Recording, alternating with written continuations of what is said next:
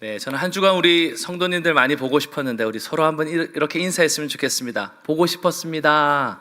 잘 지내셨습니까? 네. 요즘에 날씨가 갑자기 무더워져서 봄이 없어지고 갑자기 여름을 향해 달려가는 것 같습니다. 여러분들 다 건강 잘 챙기시고 강건하시기를 바랍니다. 네.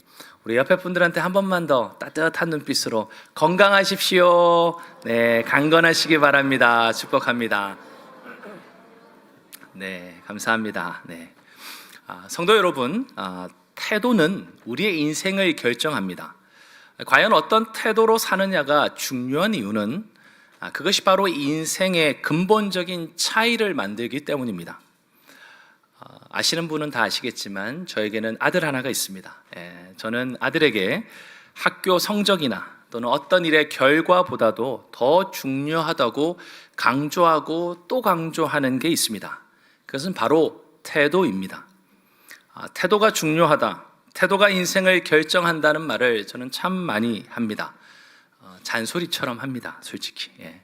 그래서 아들 녀석은 제가 입을 떼기도 전에 요즘에는 이제 먼저 얘기합니다. 아빠가 무슨 말 할지 내가 다 알아, 이러면서. 솔직히 기승전 태도라고만 말하는 아빠의 이 말이 이제는 귀에 딱지가 앉을 만큼 그렇게 많이 들었다고 저에게 이렇게 불평 반 섞어서 얘기하는 것을 요즘에 참 많이 듣습니다. 자, 그런데 여러분, 그 이야기는 저만 했던 것이 아닙니다.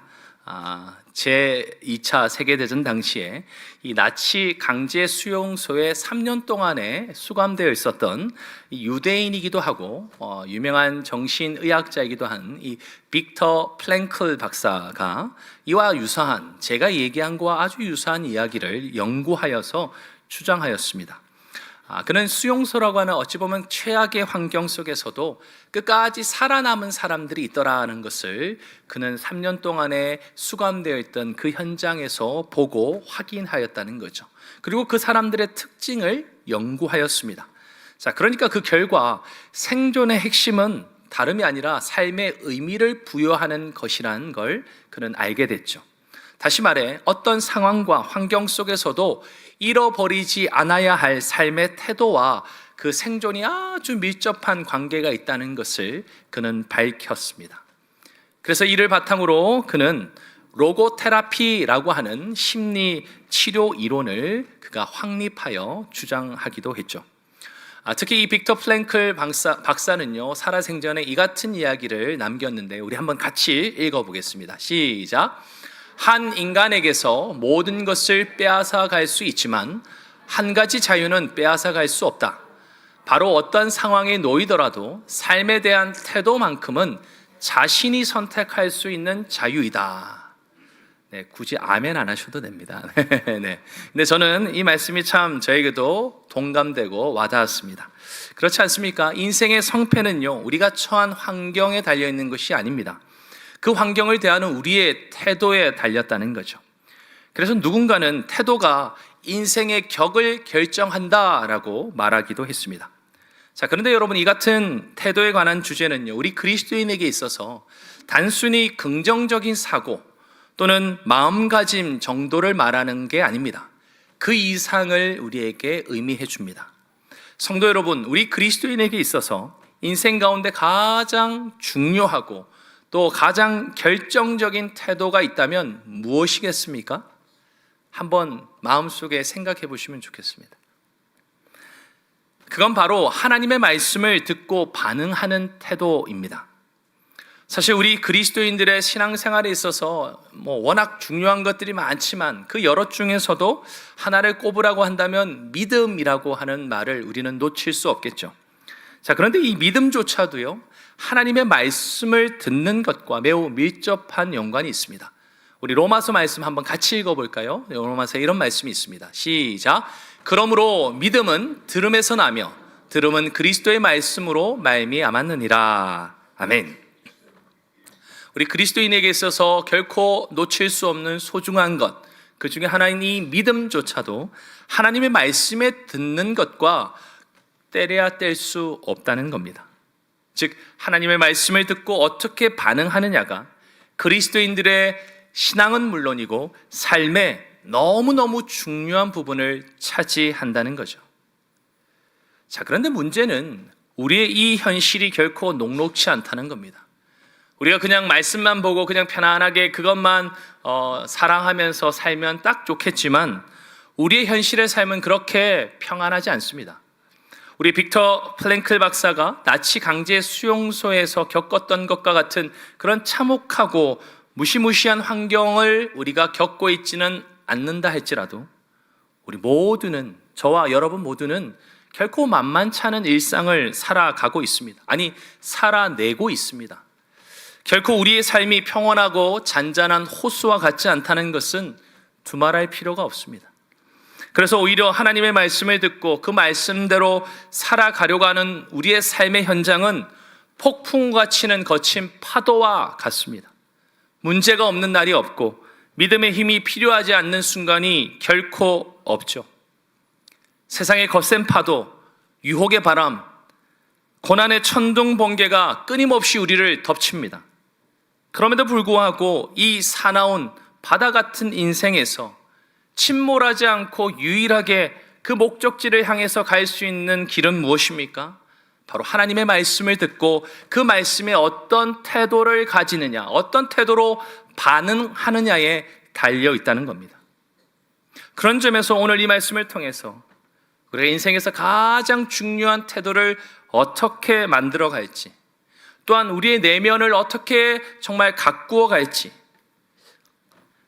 삶과 신앙에 있어서 아주 중요한 이 귀한 해답을 찾는 귀한 시간이 되기를 주님의 이름으로 축원합니다. 여러분, 오늘 본문은 보통 씨 뿌리는 비유라 그렇게 불리는 예수님의 유명한 말씀입니다. 요즘에 성경책에서는 4가지 땅에 떨어진 씨 비유라는 소제목으로 표현되기도 하죠. 자, 그런데 이 말씀을 보시면 여러분, 예수님께서 하나님의 말씀이 우리 마음밭에 떨어지는 그 경우에 나타나는 반응을 3가지의 부정적인 모습과 1가지의 바람직한 모습으로 비유하여서 우리에게 설명하고 있습니다. 특히 이 말씀을 잘 보시면 씨라고 하는 하나님의 말씀을 뜻하는 표현을 우리에게 들려주죠.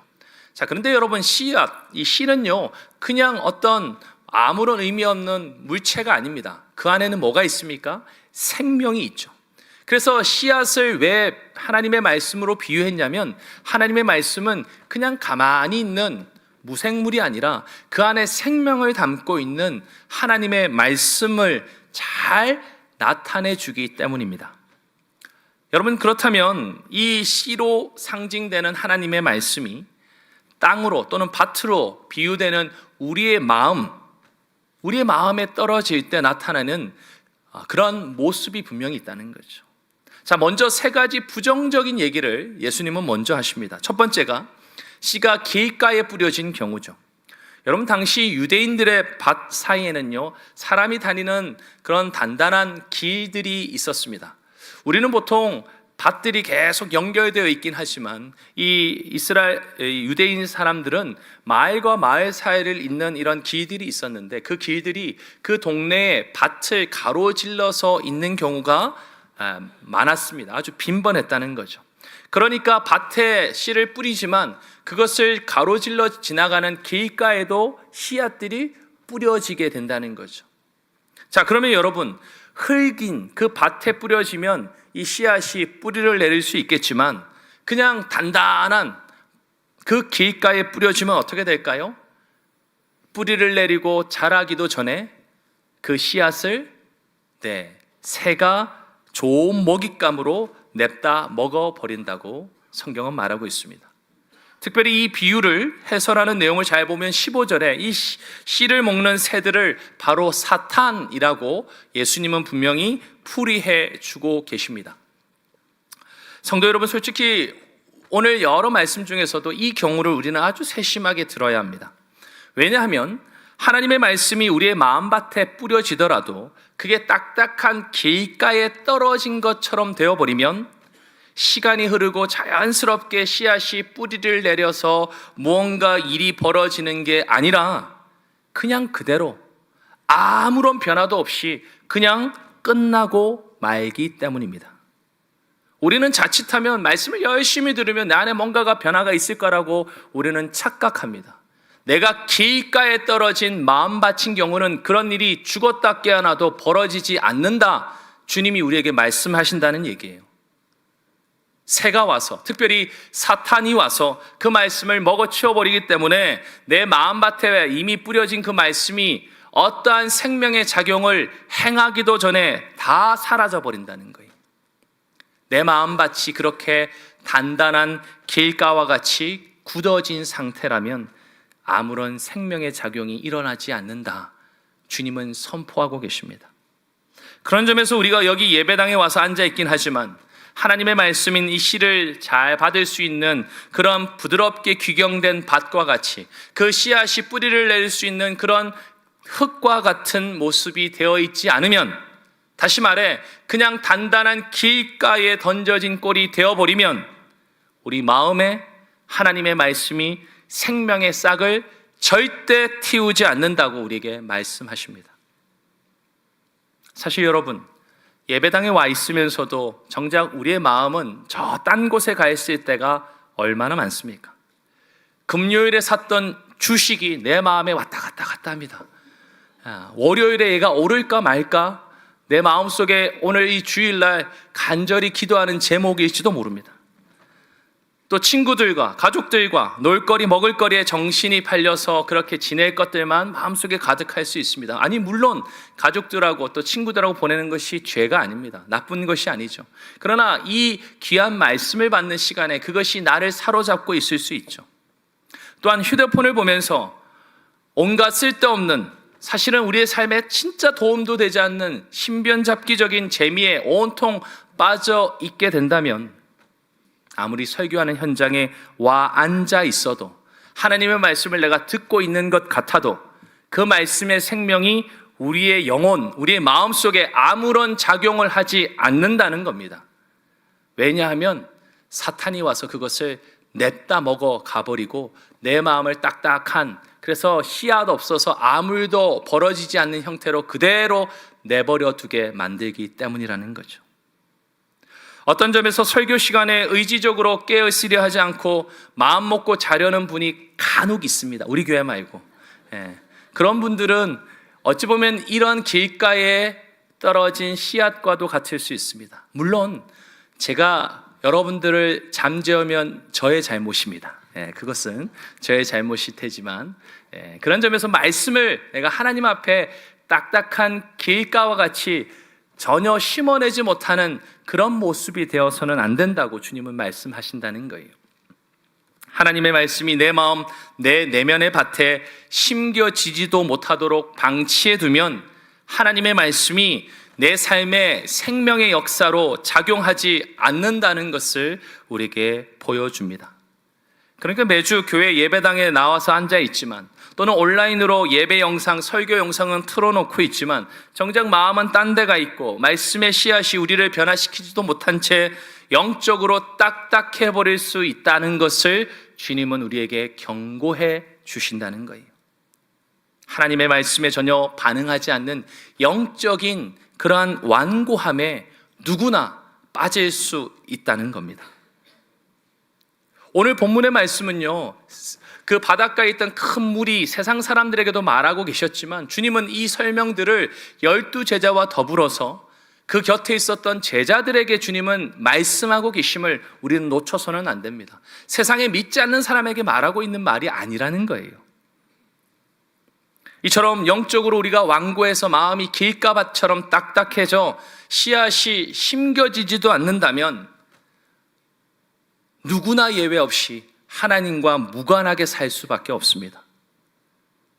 교회를 오고 간 것으로 내가 변화되는 것이 아니라 하나님이 내 마음밭에 뿌리신 생명의 씨앗이 심겨지고 싹을 틔고 자라고 열매를 맺어야 우리 가운데 생명의 변화가 있는 것입니다. 그렇지 않으면 하나님과는 무관하게 살 수밖에 없다는 것은요, 당연한 이치입니다. 심지어는 악한 사탄의 영향력 가운데 빠져 산다는 것도 너무나 당연할 수밖에 없습니다. 이런 마음밭을 가진 사람들에게는 하나님의 생명을 기대할 수 없습니다.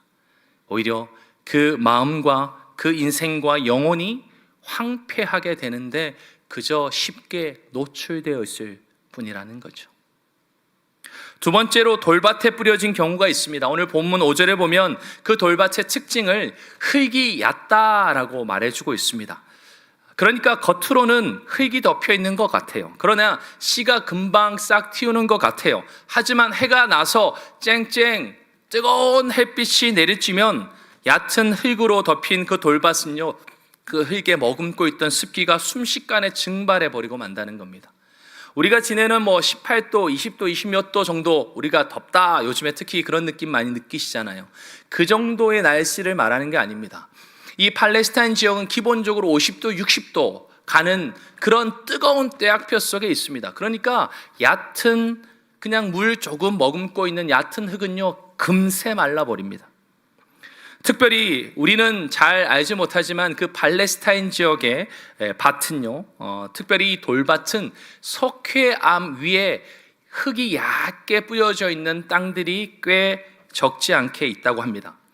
그리고 그 땅 위에 물이 필요한데 우리와 같이 늘 비가 오는 것이 아니라 거의 한 11월부터 한 2월까지 우기라고 정해진 때에만 비가 옵니다. 그런데 하나님이 그 땅에도 은혜를 주셔서 그 우기 말고 땅을 준비해야 되는, 즉 농사를 위해서 땅을 딱딱하게 굳어있던 땅을 물이 있어야지 귀경을 할 수 있을 텐데, 그래서 그 우기 앞에 주시는 그 비가 뭐냐면 이른비입니다.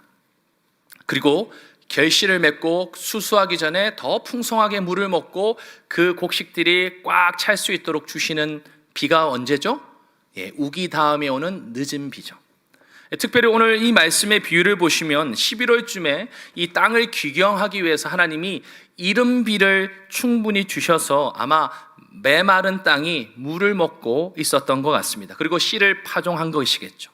자, 그런데 문제는 그렇게 씨를 파종했는데 이게 돌밭에 뿌려졌다는 거예요. 그러니까 싹을 틔우는 것 같은데 땅이 얕아서 그 안에 머금고 있는 물이 별로 없다 보니까 해가 뜨고 쨍쨍 내리치면 순식간에 말라 뿌리가 타버려 죽었습니다. 예수님은 이런 사람의 특징들을 오늘 16절 말씀에 먼저 이렇게 말씀하세요. 말씀을 들을 때 즉시 기쁨으로 받았다라고 표현하죠. 네, 좋은 의미입니다. 이게 무슨 말입니까? 말씀을 받고 감정적으로 뜨거워지고요. 또 혹은 뭔가 말씀에 대해서 눈에 띄는 외적인 특징들이 나타나는 모습도 보여요. 예를 들면 은혜를 받아서 막 눈물을 흘리기도 하고 스스로 말씀에 은혜를 받아서 결단하고 내가 이렇게 살아야지 하는 노력도 보입니다. 자, 그런데 문제는 그 다음이라는 거예요. 오늘 본문 5절 후반부부터 6절에 보면 이렇게 되어 있습니다. 곧 싹이 나오나 해가 돋은 후에 타서 뿌리가 없으므로 말랐다. 자, 그 모습을 뭐라고 말하냐면 17절 주님이 해설하시는 말씀은 이렇게 표현합니다. 우리 한번 같이 읽겠습니다. 시작. 그 속에 뿌리가 없어 잠깐 견디다가 말씀으로 인하여 환난이나 박해가 일어나는 때에는 곧 넘어지는 자요. 아멘. 즉 내가 말씀을 받고 은혜도 받은 것 같고 뭔가 외적으로도 그 말씀에 대해서 반응이 있는 것처럼 보이긴 하지만 뿌리가 깊이 있게 내려 있지 않기 때문에 어떻게 한다고요? 환난과 박해와 같은 어려움이 찾아오면 어떻게 해요? 금방 넘어지고 맙니다. 사실 예수님을 믿고 그 말씀 가운데 살아가는 우리의 인생길은요, 절대 꽃길만 있지 않습니다. 수많은 시련과 역경이 우리의 삶의 앞에 도사리고 있습니다. 그리고 이미 그런 어려움을 오랜 시간 겪고 통과하신 우리 많은 믿음의 어르신들이 우리 교회에도 많이 계시죠. 우리의 인생길은 아무런 문제가 없는 꽃길만 있지 않고 환난과 박해와 같은 어려움이 분명히 찾아옵니다. 그런데 그 깊은 밭에 뿌리를 내리지 못하고 돌밭에 뿌려지게 되면 어떻게 해요? 이 시련과 역경 때문에 결국은 하나님의 말씀을 따라가지 않고 곧 넘어지고 쓰러지고 도망가 버린다는 거예요. 결국 신앙이 우리 말씀 가운데 깊이 뿌리 내리지 못하면 어려움과 장애물이 말씀의 능력보다 더 대단한 것이 되어서 우리는 헤매게 된다는 겁니다. 마치 인생의 고난이라고 하는 시험지를 받아두는 순간 멘붕이 찾아오는 거예요. 답이 뭔지가 하나도 생각이 안 나는 거죠. 정답은 하나님의 말씀 가운데 있는데 그 말씀은 온데간데 없고 전혀 무관한 대로 그냥 쓰러지고 넘어지는 일이 벌어지고 만다는 겁니다. 그래서 이 돌밭에 뿌려진 씨앗은 고난과 역경이라고 하는 무게를 견디지 못한 채 그저 가벼운 신앙생활만 하다고 끝나버리는 모습을 우리에게 가르쳐 줍니다. 자, 세 번째로 씨가 가시떨기에 떨어지는 경우입니다. 여러분, 이 경우는요 조금 다릅니다. 앞에 두 경우와. 왜요? 이 경우는요 뿌리가 어느 정도 있다는 것을 이미 전제하고 있습니다. 왜 그러냐면 이 말씀을 잘 보시면 이 말씀 속에서는요 결실이라고 하는 단어를 사용해요. 앞에서 그 길가에 떨어진 것은 뿌리도 못 내리고, 또 심지어는 우리가 돌밭에 뿌려진 것은 뿌리가 내리긴 하지만 곧 타버리고, 그런데 이 가시떨기에 떨어진 경우는 뿌리도 내리고 줄기도 자라는데 뭐에 문제가 있냐면 결실하지 못한다는 겁니다. 그 문제의 이유는 바로 가시떨기의 가시도 함께 자라기 때문이에요. 여러분, 씨앗이 이 가시떨기에 떨어집니다. 그리고 뿌리를 내려요. 싹도 트고 줄기도 자라갑니다. 뭔가 좀 자라는 것 같네? 그런데 뭐 때문에요? 가시떨기의 가시도 자라서 그것이 이 식물이 자라지 못하도록 기운을 막아버립니다. 그래서 결실하지 못하는, 열매를 맺지 못하는 결과가 난다는 거예요. 여러분, 사실 이 가시떨기라고 하는 이 식물은 울타리로 사용하던 식물입니다. 우리로 치면 넝굴처럼 이런 것인데 거기는 가시가 있어요. 그러니까 우리도 잘 아는 것처럼 덩굴은 벽에 이렇게 있으면 잘 이렇게 번식하지 않습니까? 근데 가시떨기도 마찬가지입니다. 매우 강인해서 가뭄이나 홍수에도 잘 견디는 식물이고요. 흙에서 마지막 물기를 빨아들여서 사실은 같이 심겨지면 다른 건강한 식물들이 먹어야 될 물까지도 쏙쏙쏙 뺏어 먹는 식물이 바로 이 가시떨기라고 합니다. 그러니까 이 가시떨기에서 자라는 다른 식물들이 잘 자랄 수 있을까요? 아니요. 수분도 영양분도 다 빼앗겨 버리죠. 그것을 오늘 예수님은 기운이 막혀버렸다라는 말로 표현하고 계십니다. 자, 그런데 그게 우리의 삶에는 구체적으로 어떤 모습입니까? 오늘 주님은 19절에 그것을 아주 실제적으로 묘사해 주십니다. 우리 한번 같이 읽겠습니다. 자, 시작. 세상의 염려와 재물의 유혹과 기타 욕심이 들어와 말씀을 막아 결실하지 못하게 되는 자요. 아멘. 그러니까 이 세상의 것들이 우리 가운데 들어오는 바람에 씨가 싹을 트기도 하고 줄기도 자라기는 하지만 정작 열매를 맺지 못하는 겁니다. 여러분, 이 두 경우가 공존하는 상황을 이 가시떨기는 설명하는 겁니다. 우리가 하나님의 말씀을 받아서 우리 마음밭에 하나님의 말씀이 자라요. 그래서 하나님 나라의 가치도 기준도 뭔가 따라가고 순종하고 그래서 성장하는 것 같아요. 근데 그것만 있는 게 아니라 동시에 세상의 기준과 세상의 가치가 우리 마음밭에 더 왕성하게 자라가서 실제로는 하나님 나라의 관점을 제대로 자라지 못하도록 막아버린다는 거죠. 기운이 막힌다는 표현으로 주님이 설명하고 있다는 거죠. 요한일서 2장 16절은 이래서 이와 같은 얘기를 합니다. 우리 한번 같이 읽겠습니다. 시작. 이는 세상에 있는 모든 것이 육신의 정욕과 안목의 정욕과 이생의 자랑이니 다 아버지께로부터 온 것이 아니요 누구에게요? 세상으로부터 온 것이라. 아멘. 그러니까 세상의 염려, 재물의 유혹, 기타 욕심과 같은 이 세상의 것들이 우리 마음 가운데 가득가득 채워지게 되면 하나님의 말씀을 받아서 그것이 싹도 트고 줄기를 내서 성장하는 것 같지만 결론은 뭐 하고 만다고요? 결실을 못 낸다는 거예요. 씨앗의 가장 중요한 결론은 결실, 열매를 맺는 것인데 가시떨기에 떨어지는 경우도 마찬가지라는 겁니다. 그러니까 매일마다 먹고 살 걱정과 염려 때문에 혹은 더 소유하고 더 편하게 살고 싶은 유혹에 마음이 빼앗겨서 또한 남보다 더 앞서고 싶은 욕망, 더 나아가서는 다양한 종류의 세상의 재미와 즐거움에 우리의 마음이 흔들리고 요동치는 바람에 하나님 나라의 가치를 뭔가 따르고 아는 것 같다가도 결국 그것보다는 더 큰 세상의 관점이 그것을 덮어버리는 일이죠. 세상의 가치관이 내 삶에 그리고 내 신앙에 최우선이 되고 많은 일이 바로 이 가시떨기에 떨어진 씨앗의 경우입니다.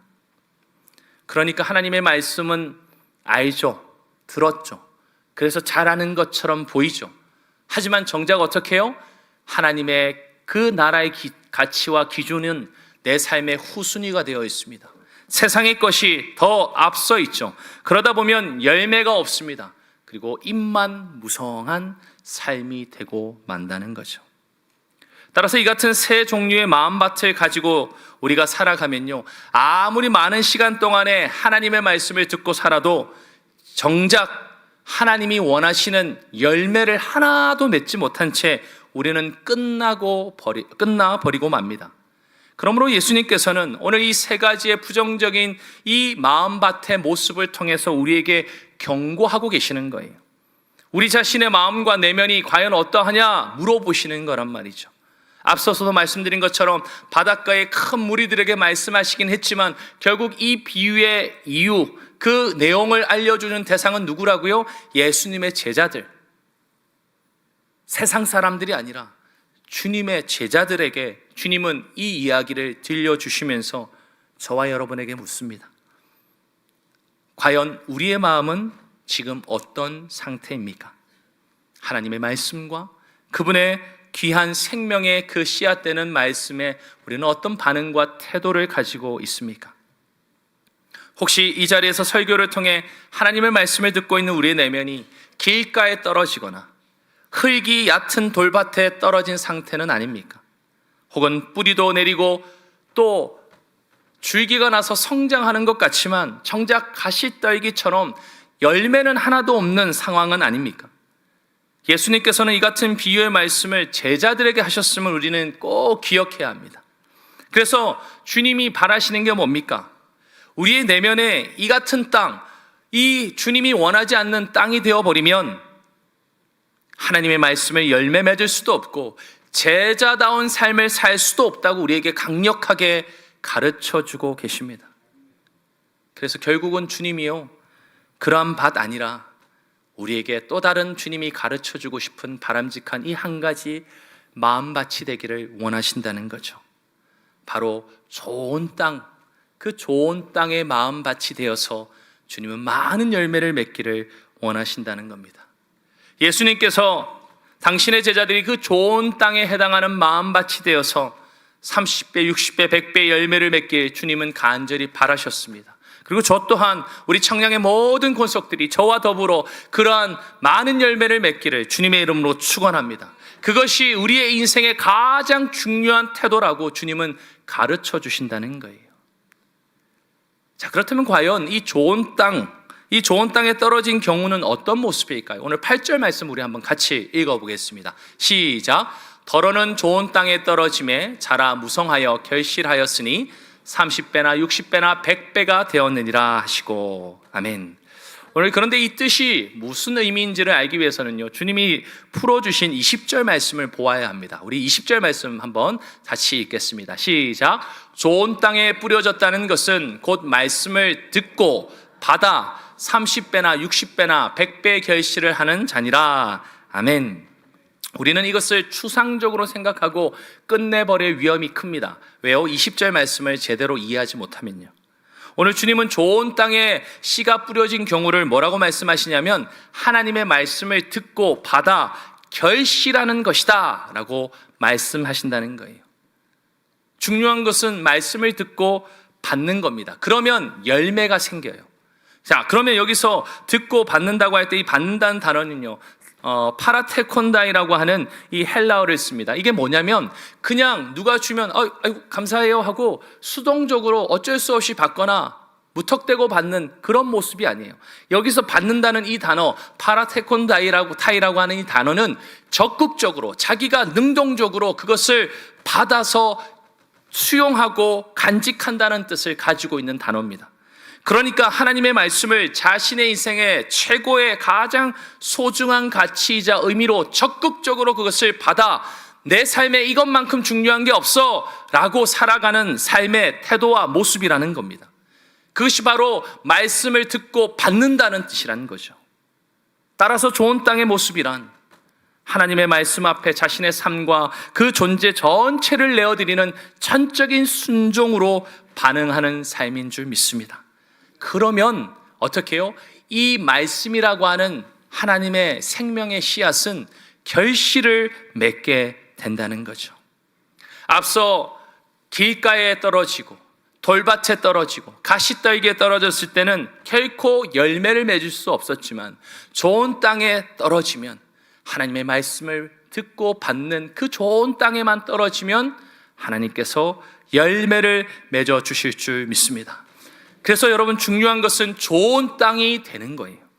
좋은 땅에 그 씨앗이 떨어지고 우리의 귓가와 마음에 그게 심겨지기만 하면 어떻게 됩니까? 열매를 맺는데요, 이 열매는 하나님의 말씀에 바로 믿음이 자라가는 것이고, 하나님을 기쁘시게 하는 마음과 태도로 살아가는 것이고, 더 나아가서는 신앙적으로나 우리의 삶의 곳곳의 모습에 크고 작은 변화를 경험하는 것으로 나타납니다. 특히 씨앗으로 비유되는 이 하나님의 말씀은 단순히 글자나 문자가 아닙니다. 하나님의 생명을 그대로 담고 있는 것이기 때문에 이 열매를 맺는다는 것은 좋은 땅에 떨어지면 어떻게 해요? 하나님을 닮아갑니다. 예수 그리스도의 성품을 빚어내게 된다는 거예요. 그래서 30배, 60배, 100배의 그 아름다운 결실이 양적으로 질적으로 우리의 삶의 모습 속에서 나타나게 된다는 겁니다. 특별히 사랑하는 성도 여러분, 여기서 30배, 60배, 100배라고 할 때 우리는 단순히 누군가와 비교해서 산술적으로 이것을 생각하려고 합니다. 야, 너는 100배 맺었냐, 나는 30배 맺었네, 이게 아니에요. 이런 뜻을 말하는 게 아니라, 우리가 바로 그 진리의 말씀을 작은 것 씨앗 하나라도 잘 담아내서 좋은 땅으로 열매를 맺으면 우리 안에서 예수 그리스도의 성품이 드러나게 된다는 거예요. 그분을 닮아가는 정도가 30배, 60배, 100배의 모습으로 계속해서 그렇게 자라가고 그렇게 열매 맺어 간다는 것입니다. 더 나아가서는 하나님 나라의 분명한 가치와 그 관점을 가지고 살아가는 우리의 그리스도인들의 삶의 영적인 풍성함을 맛보게 될 것을 약속하고 있습니다. 사랑하는 성도 여러분, 하나님의 말씀을 수용하고 그것을 순종하는 이 반응하는 인생은 반드시 그 영향력이 커져갈 것입니다. 세상의 가치관은 줄 수 없는 하나님 나라의 가치관을 열매 맺어내는데, 그것이 30배가 되고 60배가 되고 100배가 되는 풍성함으로 분명히 드러나게 될 것이라는 거죠. 따라서 하나님의 말씀을 수용하고 그 말씀에 반응한 자로 살아간다는 건 세상은 줄 수 없는 하나님의 그 생명의 말씀이 열매 맺어나는 가장 소중하고 귀한 인생의 축복을 깨닫고 누리게 되는 것인 줄 믿습니다. 그 축복을 누리시는 우리 청량의 모든 가족들 되시기를 주님의 이름으로 축원합니다. 여러분, 말씀을 통해 좋은 땅에 뿌려지면 그것은 좋은 나무를 만들어내고요, 열매를 만들어내는데, 그것은 바로 우리의 인격을 변화시키고 우리의 입술을 변화시키고 우리의 말을 변화시키고 우리의 삶의 목적과 가치를 변화시킵니다. 나를 위해서 살아야 되는 인생에서 나만이 아닌 하나님과 이웃을 위해서 살아가는 인생으로 바뀌어져 간다는 거예요. 내 것만 보이던 내 삶에서 다른 누군가의 연약한 자, 부족한 자의 삶이 보여지고 그들에게 시선이 옮겨가는 인생을 살게 된다는 겁니다. 예수님을 닮아갈 뿐만 아니라 그 변화된 성품과 모습은 결국 우리의 가정에서, 일터에서, 내가 만나는 모든 관계 속에서 선한 영향력을 풍성히 열매 맺게 될 줄 믿습니다. 그것이 주님이 말씀하시는 좋은 땅에 뿌려진 그 씨앗이 30배, 60배, 100배 하나님의 역사를 이루어가는 모습이라는 거죠. 사랑하는 성도 여러분, 우리의 삶은 결코 녹록지 않습니다. 사나운 폭풍우와 같은 그런 바다의 모습이 우리의 인생입니다. 하지만 그 인생 가운데서도 우리가 결코 잃어버리지 말고 오히려 가장 소중한 것으로 붙들어야 될 태도가 있다면 그것은 바로 하나님의 말씀을 적극적으로 수용하고 순종하여 건강하게 반응하는 태도인 줄 믿습니다. 길가에서 그저 버려진 씨앗은 사탄이 낚아채 가버립니다. 그것으로는 어떤 생명의 역사도 영적인 성장도 이루어지지 않습니다. 하나님의 말씀을 듣고 쉬이 기뻐하고 반응하지만 뿌리를 깊이 내리지 않으면 고난과 시련 속에 금방 타 죽고 맙니다. 그러면 결실 맺지 못합니다. 심지어는 하나님의 말씀이 밭에 심겨져서 뿌리도 내리고 싹도 트고 뭔가 줄기도 생겨나지만 열매 없는 일이 벌어진다고 말씀하시죠. 세상의 것에 자신의 삶에 가시가 가득가득 생기면 그렇게 자라는 건강한 하나님 나라의 열매들이 기운에 막혀 결실하지 못하고 끝나버립니다. 그러나 이 모든 상황 속에서도 우리가 인생에서 가장 중요한 태도로서 하나님의 말씀을 적극적으로 먹고 그 말씀을 순종하여 살아가는 그 반응을 할 때 그 마음밭은 좋은 밭으로 많은 열매를 맺을 줄 믿습니다. 30배, 60, 100배의 열매를 맺을 줄 믿습니다. 우리의 인격과 모습이 바뀌고 우리의 입술이 바뀌고 내가 말하지 않아도 내 삶을 보고 누군가가 변화된 것을 통해 하나님께 영광을 돌릴 것이고 그것은 선한 영향력이 자동으로 드러나고 생겨날 줄 믿습니다. 그러므로 사랑하는 성도 여러분, 오늘부터라도 하나님의 말씀을 더욱더 적극적으로 듣고 받는 삶 되시기를 주님의 이름으로 축원합니다. 그래서 좋은 땅으로 그 마음밭을 일구어서 주님이 뿌리시는 그 말씀에 아름다운 열매를 맺고 삶의 곳곳마다 선한 영향력을 열매 맺어 살아가시는 우리 청량의 모든 권속들 되시기를 주님의 이름으로 축원합니다.